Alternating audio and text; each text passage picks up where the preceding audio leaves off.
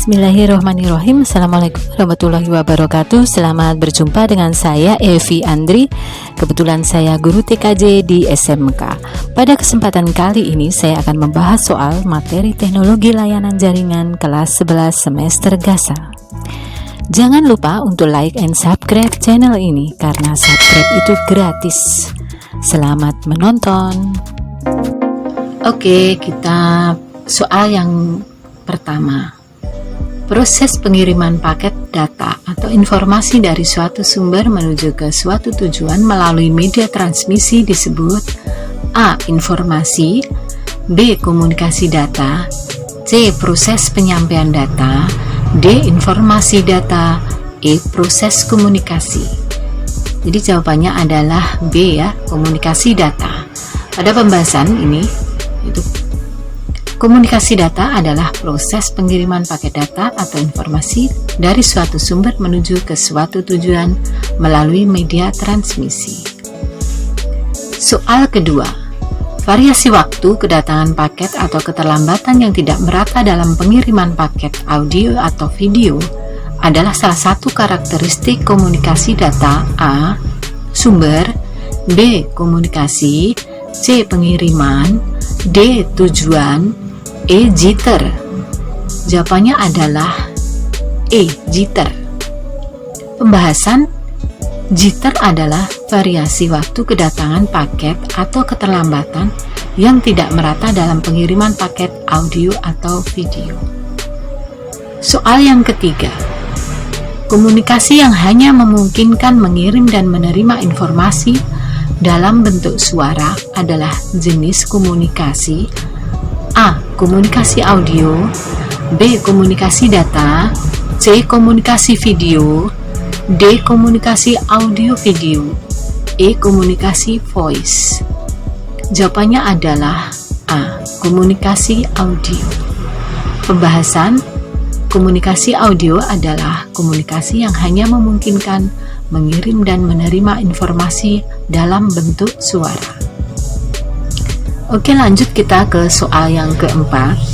Komunikasi yang memungkinkan mengirim dan menerima informasi dalam bentuk gambar adalah jenis komunikasi A. Komunikasi audio, B. Komunikasi video, C. Komunikasi data, D. Komunikasi audio video, E. Komunikasi voice. Pembahasan. Komunikasi video adalah komunikasi yang memungkinkan mengirim dan menerima informasi dalam bentuk gambar. Soal yang kelima, komunikasi dua arah, pengirim dan penerima, masing-masing dapat mengirim dan menerima pesan, tetapi secara bergantian, adalah metode komunikasi A. Duplex, B. Simplex, C. Full duplex, D. Half simplex, E. Half duplex. Jawabannya adalah E. Half duplex. Kenapa? Ya, karena half duplex adalah komunikasi dua arah, pengirim dan penerima masing-masing dapat mengirim dan menerima pesan, tetapi secara bergantian. Oke, kita lanjut pada soal yang keenam. Komunikasi dua arah seperti half duplex, tetapi penerima dan pengirim dapat mengirim dan menerima pesan secara bersamaan dalam satu waktu adalah metode komunikasi A. Full duplex, B. Duplex, C. Simplex, D. Half duplex, E. Half simplex. Jawabannya adalah A. Full duplex. Pembahasan. Full duplex di sini yaitu komunikasi dua arah seperti half duplex, tapi penerima dan pengirim dapat menerima dan mengirim pesan secara bersamaan dalam satu waktu. Lanjut ke soal yang ketujuh adalah bagian yang wajib dan harus ada dalam sebuah komunikasi data adalah A. Receiver, kabel, media transmisi, B. Satelit, sender, media transmisi, C. Receiver, sender, media transmisi, D. Modem, sender, media transmisi, E. Receiver, sender, internet. Jawabannya adalah C. Receiver, sender, media, transmisi. Di situ sudah jelas ya. Receiver, sender, media, transmisi itu satu kesatuan dalam sebuah komunikasi data. Soal yang ke-8, aturan yang harus disepakati oleh dua atau lebih device agar dapat berkomunikasi adalah A. Standar, B. Internet, C. VPN, D. Protokol, E. Port TCP. Jawabannya adalah protokol. Di situ sudah dijelas protokol itu sebuah aturan ya, jadi sebuah aturan. Yang lainnya itu standar, itu sudah standar. Internet, VPN, Port TCP itu merupakan media ya. Jadi di sini protokol adalah sebuah aturan. Soal yang ke-9, berikut ini yang tidak termasuk kelebihan komunikasi video adalah A. Dapat mengurangi biaya perjalanan, B. Lebih fleksibel, C. Dapat meningkatkan produktivitas, D. Kemudahan dalam melakukan komunikasi, E. Dapat terjadi keterlambatan waktu antara respon. Jawabannya adalah E. Dapat terjadi keterlambatan waktu antara respon. Di sini yang tidak termasuk kelebihan komunikasi data, pengecualian. Jadi jawabannya E. Soal yang ke-10, perhatikan beberapa jenis aplikasi komunikasi berikut. A. TV, B. Radio, C. Walkie-talkie, D. CCTV, E. Teleconference. Jenis aplikasi komunikasi data di atas yang merupakan contoh komunikasi audio adalah A dan B, B dan D, C, A dan C, D, A dan E, B dan C. Jawabannya adalah B dan C. Karena radio dan walkie-talkie adalah komunikasi audio. Kita lanjutkan soal yang ke-11. Proses komunikasi data ditandai dengan adanya A. Protokol, B. Transaksi data, C. Transmisi data, D. Pengirim, E. Penerima. Jawabannya adalah C. Transmisi data. Di situ yang ditanyakan adalah proses. Jadi yang jawabannya yang tepat adalah transmisi data. Soal ke-12. Berikut ini yang tidak termasuk kekurangan komunikasi video adalah A. Setup memerlukan beberapa detik, B.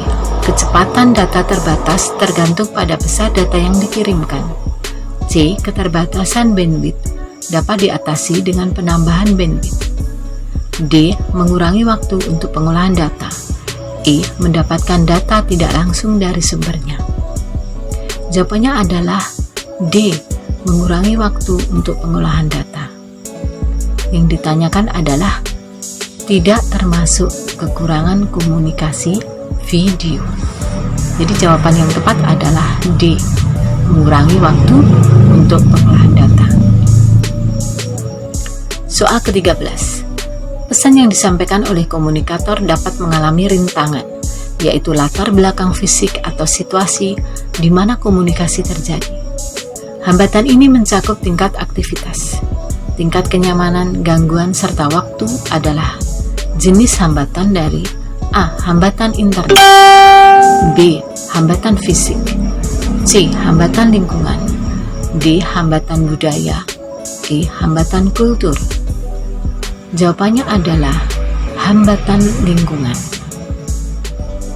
Pembahasan di situ yang dimaksudkan adalah latar belakang fisik atau situasi.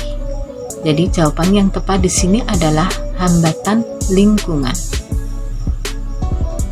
14. Pengiriman pesan harus proaktif dalam membuat penerima komunikan atau komunikator receiver mengerti dan memahami pesan yang disampaikan, Seringkali apa yang dikatakan tidak selalu sesuai dengan apa yang didengar.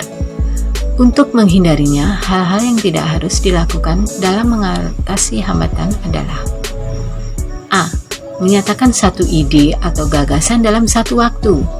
B. Menyatakan ide atau gagasan dengan singkat. C. Memberikan penjelasan ketika diperlukan.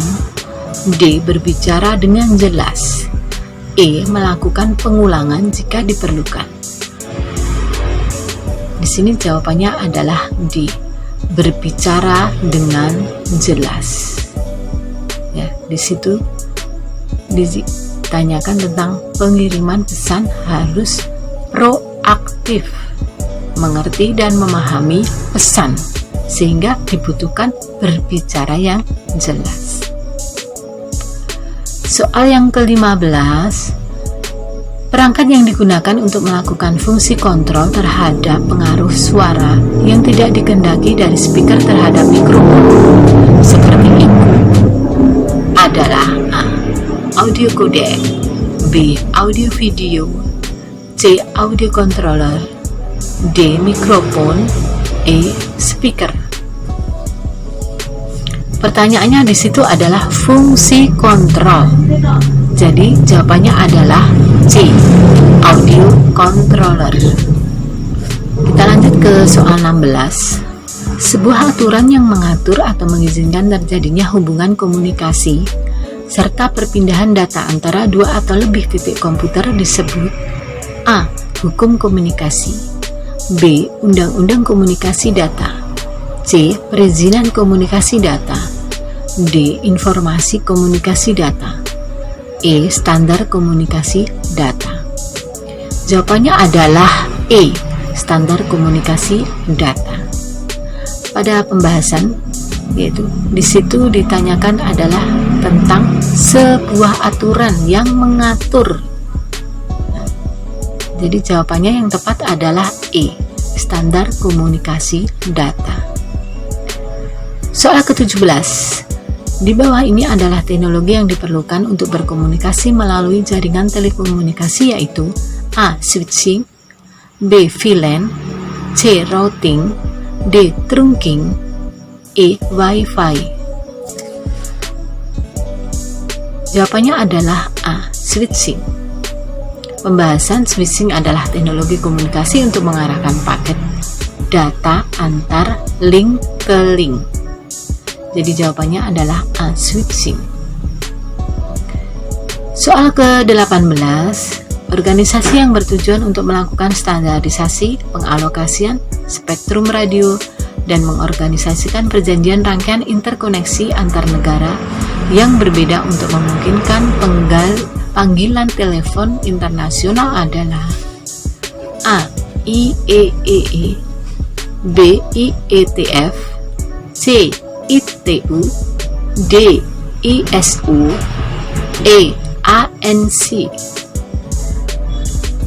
Jawabannya adalah C. ITU. Jadi IEEE itu teknis kelistrikan, antariksa, dan elektronika. IETF itu tentang keamanan komunikasi data. Kalau ISO itu teknis antarmuka jaringan, sedangkan ANSI itu teknis produk dan jasa. Jadi jawabannya di situ yang tepat adalah ITU. Soal ke-19. ISO kepanjangan dari A. International OSI System, B. International Organization of System, C. Integration Organization of Standardization, D. International Organization of Standardization, E. Interface of System. Jawabannya yang betul adalah D. International Organization of Standardization. Sudah jelas ya, ISO kepanjangan seperti itu. Soal yang ke-20. Layar OSI yang bertugas untuk membuka, merawat, mengendalikan, dan melakukan hubungan antar host di dalam suatu jaringan adalah: A. Transport layer, B. Session layer, C. Presentation layer, D. Application layer, E. Data link layer. Jawabannya adalah B. Session layer. Jadi di situ session layer itu antar host. Kalau transport layer itu contohnya TCP. Presentation layer contohnya codecs. Aplikasi layer tentang aplikasi. Data link layer tentang Ethernet, ATM. Jadi jawabannya yang betul adalah B. Session layer. Kita lanjut soal yang ke-21. Layer OSI yang bertugas mendefinisikan bagaimana NIC dapat berinteraksi dengan media kabel atau radio adalah A. Data link layer, B. Transport layer, C. Physical layer, D. Session layer, E. Presentation layer. Jawabannya yang tepat adalah physical layer. Soal ke-22.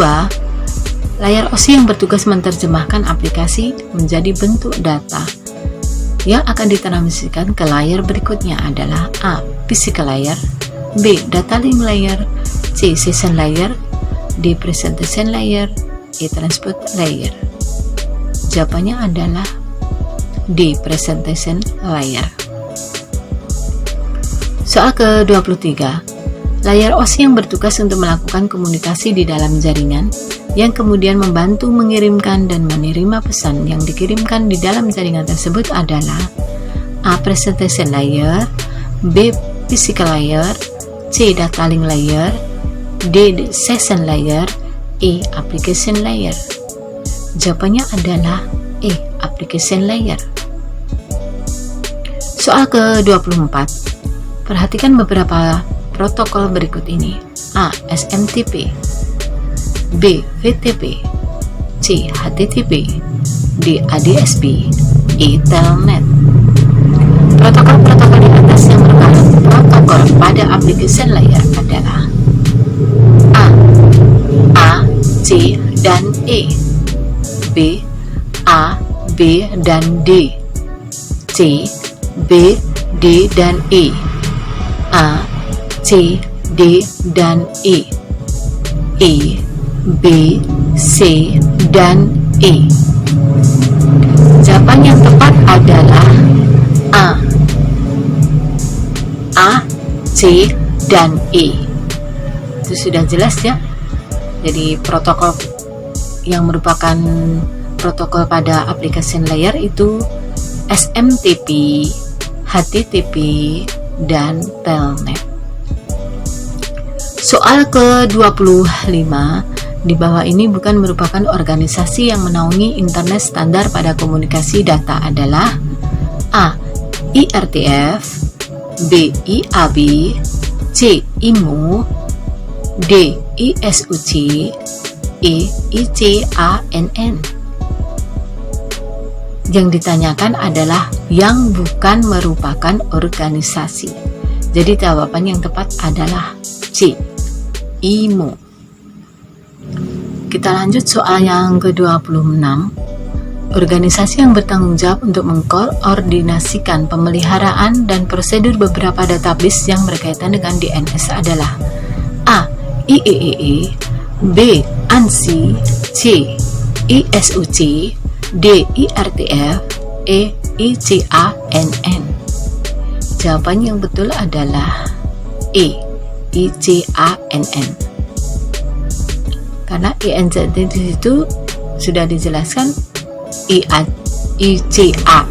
itu organisasi yang bertanggung jawab mengkoordinasikan pemeliharaan dan prosedur beberapa database yang berkaitan dengan DNS. Oke, kita lanjut soal yang ke-27.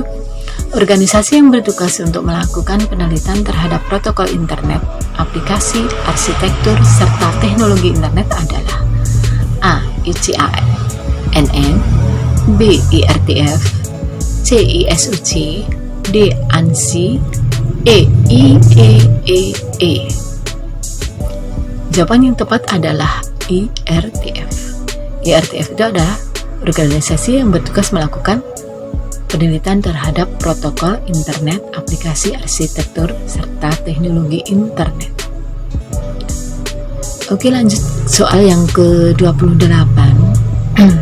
Organisasi yang mendukung, memfasilitasi, serta mempromosikan perkembangan internet adalah A. ANSI, B. IEEE, C. ISUC, D. IRTF, E. ICANN. Jawabannya adalah C. ISUC. Jadi ISUC adalah organisasi yang mendukung, memfasilitasi, serta mempromosikan perkembangan internet. Lanjut ke soal ke-29. Badan organisasi yang bertanggung jawab mengatur angka dan konstanta yang digunakan dalam protokol internet seperti nomor port, tipe hardware, ARP adalah A. IRTF, B. ICANN, C. IEEE, D. itu E. IAB. Jawaban yang tepat adalah E.